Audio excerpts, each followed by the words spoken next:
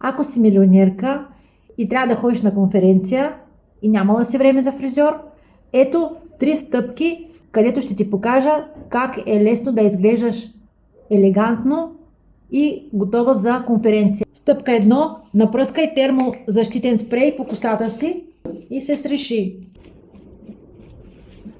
Стъпка 2. Направи си вафлички.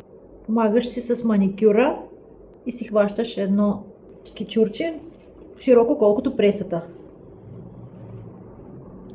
И стискаш яко в корена, без да се изгориш. Тези са много ситни, няма много да се виждат. Виж как се получава вече готов обем. Изтискаш силно 1, 2, 3 пъти.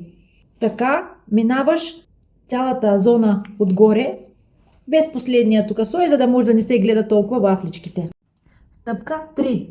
Ако нямаш ластичка под ръка, отрежи от черупогашника си една ластичка и си събери косата назад. Хубаво я заглади назад, за да може да ти е открито лицето. Все пак, когато си на конференция, за да имат хората в теб доверие и това, което казваш, трябва лицето да ти е открито.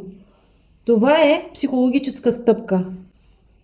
Просто трябва да прибереш косата си отзад, да я залижиш и да нямаш търчащи косъмчета, за да може да изглеждаш елегантно и да ти е открито лицето, а не ето така да ти виси косата и ти да си на конференция, защото това излъчва недоверие към хората. Косата ти трябва да е прибрана назад. Когато направиш 2-3 усуквания на ластичката и последно, когато трябва да я прехвърлиш, не я изкарваш изцяло, а я оставаш ето така, да остане като на кокче. И тогава останалата коса я усукваш върху ластичката, хем да не се вижда, и трябва да намериш начин някак си да я вкараш отдолу под самата коса.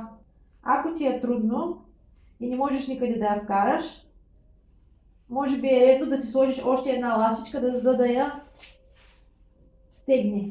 Можеш да вземеш и друга ластичка и този тук край, който е останал, така да го направиш, че да не излезе повече от там.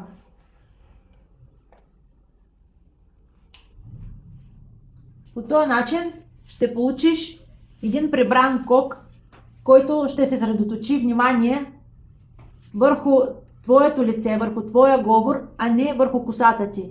Тук, където си направила вафличките, внимателно малко си повдигни обема. Хубаво е да имаш един лак в чантата, дори и малка разфасовка, да си носиш при такива екстремни ситуации. Оставяш си обемчето е така да се стои, но гледаш да не изкарваш много, че да не стане рошево, и пръскаш си отстрани да се заглади хубаво, да стане елегантно. И тук съвсем малко и няма да го сплескваш, да си ти остане така. Отзад самия кок също можеш да го напръскаш. По този начин получаваш една строга, елегантна прическа, която е добре за пресконференция. Строга и сериозна.